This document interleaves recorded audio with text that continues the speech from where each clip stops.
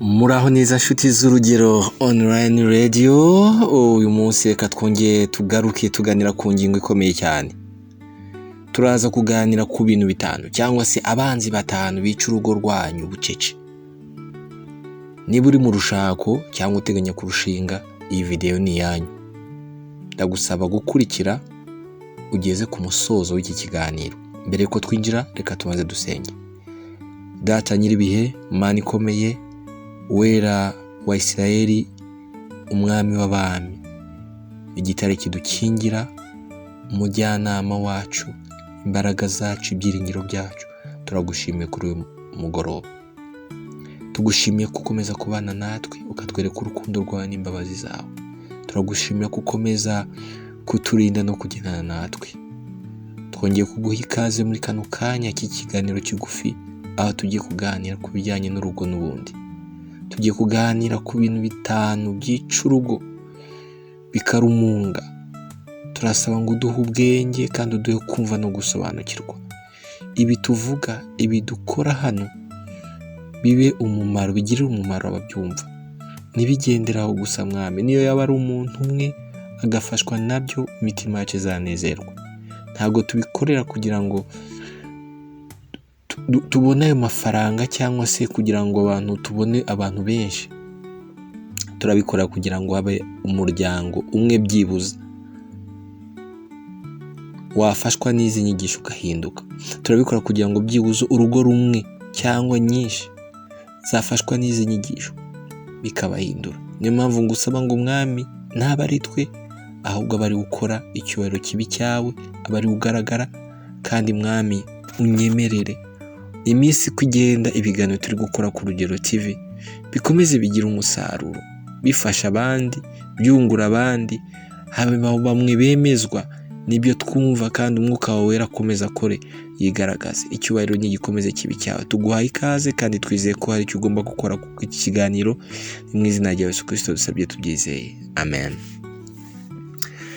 Yes, nari mbabwiye ko tugiye kuganira ku banzi batanu bica urugo bucece rwose. Ukaba ubibona ukabifata nk'ibintu bisanzwe, ariko ntago biba byoroshye. Hari ubwo urimo urategura igisasu gikomeye, ejo kizahitana umuryango, ejo kizangiza urugo. Niyo mpamvu nkwifuriza kugira ngo ubane nanjye, utega amatwi, unyemerere ikiganiro gisoze, ntugicemo kabiri, kuko ibi bintu bitanu ugomba kubimenya.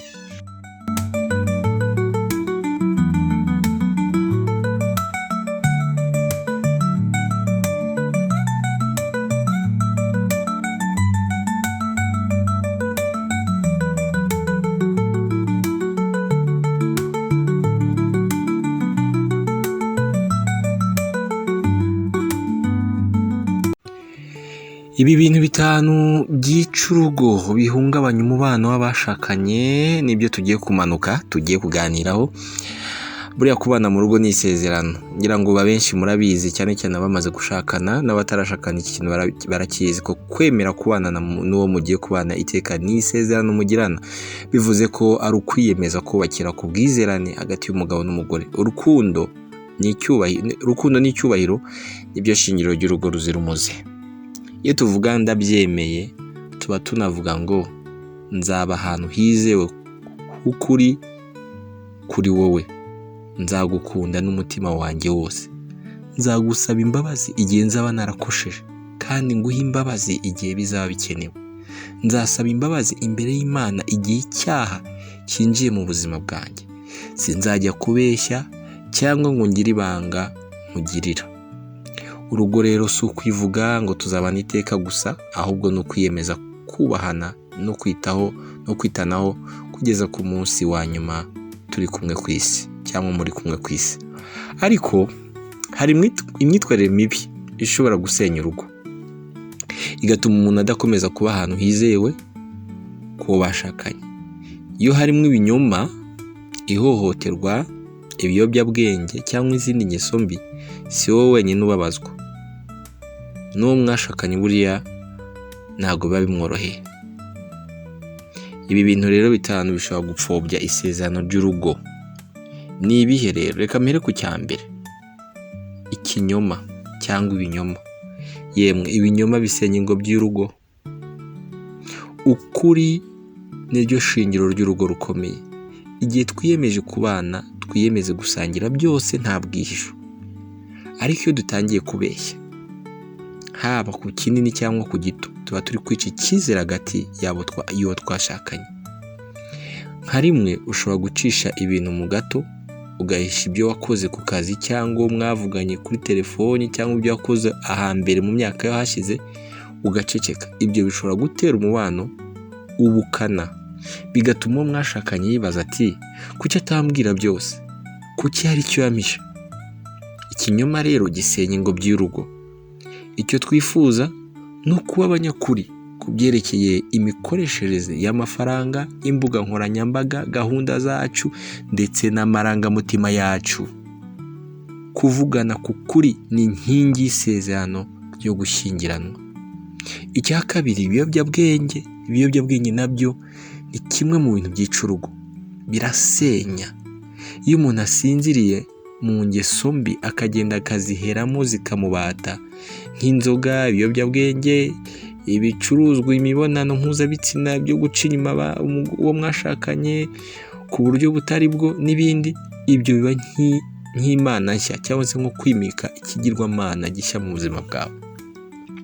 Ibyo rero bitwara umwanya, umutima n'urukundo biba byaragenewe umwashakanye. Ibyo bitwara wa mwanya uwo mwashakanye, kuko urukundo, umutima byose warabigeneye umwashakanye. So iyo inzoga zaje, ibiyobyabwenge byose ukabyimika nk'imana nshya ku buzima bwawe, bitwara umwanya, bigatwara umutima n'urukundo uwo waragenewe umwashakanye. Ushobora kuba umunyakazi cyane, ugakunda akazi cyane, umwanya ntwongeye kubona uwo mukundana, bikaba ikiyobyabwenge, bikakurangaza cyangwa ugasaza umutwe mu kugura ibintu bitari ngombwa, bigasiga umuryango mu bukene. Abandi bahinduka abamenyere filime z'urukozasoni, kwikinisha, bigatuma urukundo rwo mu buriri ruhungabana. Iyo ubona ko hari ingeso ikuganza, saba ubufasha. Urugamba si urw'umuntu umwe. Ibiyobyabwenge rero bisenya urugo ni byinshi. Gukunda akazi cyane ukakarutisha uwo mwashakanye, n'ibindi, inzoga n'ibindi. Ugasanga uva mu kabari saa 10 za mu gitondo ugataha, uzarwubaka gute?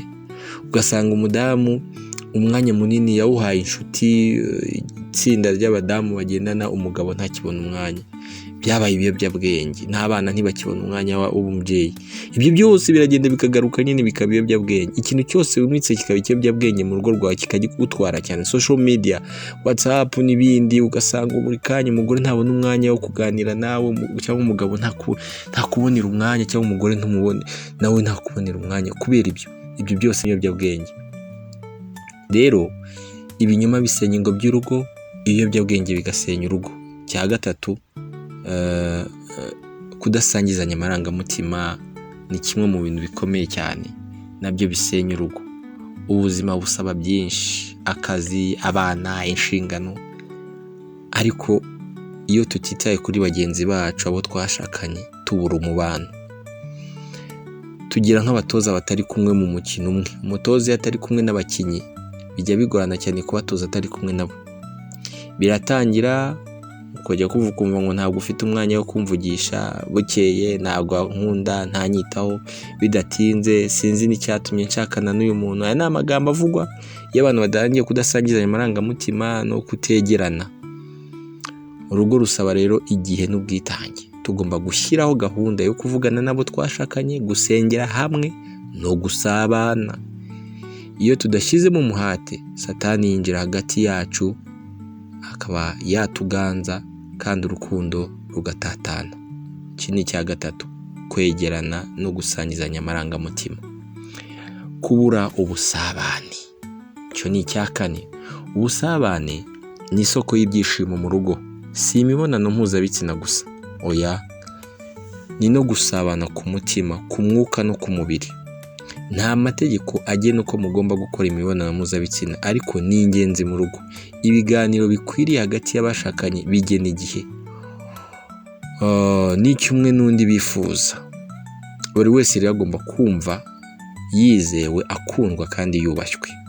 Kugira ubusabane bw'umutima, ubw'umwuka n'ubw'umubiri ni ugushyira mu bikorwa icyizere, ni ukumenyana, kubana nk'aho ibitekerezo byo mwashakanye nawe byabaye ibyawe. Aho niho abantu bahurira bagahuza, bagasabana mu buryo bw'umutima, mu buryo bw'umwuka no mu buryo bw'umubiri, no gushyira mu bikorwa icyizere. Iki ni icya kane. Umwanzi wa kane ni ukubura ubusabane, kudasabana mu buryo bw'umutima, mu buryo bw'umwuka, mu buryo bw'umubiri. Navuze ko gusabana ntabwo ari imibonano mpuzabitsina gusa, ni gusabana ku mutima no ku mwuka no ku mubiri, byose biba bikenewe. Icyanyuma ni ihohoterwa naryo risenya urugo. Icyo ni icya gatanu, nk'uko nabwiye ko ari ibintu bitanu. Imana rero ntishaka kuba mu rugo ruvuga mu ihohoterwa. Isezerano ryo gushyingiranwa ntirihagarika ukwiyubaha. Iyo ihohoterwa rihari, ryaba iryo ku mubiri, iry'amagambo cyangwa iry'umutima, ubuzima burabangamirwa. Urwo si rwo rugo Imana yashakaga kuri wowe n'uwo mwashakanye. Ntiwakwemeza gukiza umuntu ugukubita cyangwa ugukomeretsa, ahubwo ugomba gushyiraho imbibi. Icyo gihe umwanya wo gukira no kwiyubaka uba ngombwa. Urugo nyarwo rero rugomba kugaragaza urukundo rwa Kristo. Niba rutagaragaza urukundo n'icyubahiro, ntabwo rwubahiriza isezerano ry'Imana. Navuze ko ari ibintu bitanu, reka mbibasubiriremo ntarinze kubisobanura. Icya mbere ni ukubeshya, ibinyoma bisenya ingobyi y'urugo. Icya kabiri, ibiyobyabwenge bisenya urugo. Icya gatatu, kutegerana no kudasangizanya amarangamutima, nabyo bisenya urugo. Icya kane, kubura ubusabane, icyo nacyo gisenya urugo. Cyanyuma, ihohoterwa risenya urugo. Ibi ni ibintu bitanu twari twabateguriye. Reka dusoze tuvuga ngo urugo ni nk'igiti cy'icyubahiro gikenera cyangwa se rukenera gukingirwa n'ukuri, gukira, gukundana, gusabana no kwizerana. Niba hari kimwe muri ibi bibura, ishyaka ryo kubisana ni ingenzi. Ishyaka ryo kubisana, ugaharanira ko ugomba kubisana, ni ingenzi, kuko Imana ishaka urugo rwawe ko ruba ahantu h'ubwiyunge, amahoro n'umunezero. Reka dusenge Imana, dushima Imana ku bw'inyigisho, kandi dusaba Imana kugira ngo igire inyigisho igihe cyo imarira abandi. Mana Data, turagushimiye ku bw'inyigisho wakoze, kuko waduhitiyemo ibyo tugomba kuganira. Turagusaba ngo aka kanya umuntu wese uzumva inyigisho izagira icyo ikora ku buzima bwe, mu gihe cyose yasanga hari ibyo abura mu rugo rwe, ari byo ari kubona biri kwangirika, umugenderere. Ndasenga ngo Mwami, cyane cyane mu ngo z'abakwizera, ngo uzigenderere. Aho biri kwanga, Mwami, ugende ubasure, ubagirire neza, ugarure ingo zasenyutse, ugirire neza izo ngo. Ntabwo twifuza ingo zizagira ingaruka zikomeye ku bana bazikomokamo, kuko tuzi neza ko Mwami, uko ababyeyi bubaka niko n'abana rimwe na rimwe babakurikiza. Mu izina ryawe Yesu Kristo turasenga ngo Mwami, izi nyigisho ntizibe impfabusa ku buzima bwa benshi bari butwumve, uko babangana kose. Turasenga ngo niyo yaba ari umuntu umwe, Mwami, umukoreho, uyo muryango ukoreho, bahuze, bicare barebe kuri ibi byose twavuze, barebe koko niba byuzuye. Niba bituzuye, ubashoboze kubisana, ibitarimo babigaruremo, barebe ko babikora neza, bahangane n'ibyo byose byica. Ubu bidumaze kuganira ni bimwe mu bibafasha kumenya urugo rwabo ikiri kwangirika, impamvu ingo zabo ziri kwangirika, ibijyanye n'ibinyoma, ibiyobyabwenge, kubura ubusabane, kutumvana amarangamutima. Mwami, ibyo byose niba biri kuba mu miryango y'abantu, turasenga ngo Mwami utange igisubizo, ibyo byose bikurweho, haboneke umuti wica ibyo byose biri kwangiza urugo. rugo haboneke igisubizo kirambye cyo kukubaha no kuguha ikaze mu ngo zabo kugira ngo uhangane no gutsinda ibyo byose biri kwangiza urugo. Tubonye ko ari ibintu bitanu byica urugo biri kwangiza ingo za none. Ndasenga ngo Mwami ubagenderere, ingo uzigenderere Mwami, uzisange, uzishoboze guhangana n'ibyo bintu bikomeje kwangiza ingo. Urakoze Mwami, tuguhaye icyubahiro nk'Urugero TV kandi turagusaba gukomeza kubana natwe muri rugendo twatangiye rwo gufasha abandi. Nubwo twumvikana amajwi gusa, ariko ikiruta byose niko twifuza ko Mwami nubwo baba 5 cyangwa 6 cyangwa umuntu umwe wafashwa n'izi nyigisho hamwe n'umufasha we, bizatunezeza Mwami. Urakoze, icyubahiro gikomeze kikugarukire, ni mu izina rya Yesu Kristo twizeye, amen.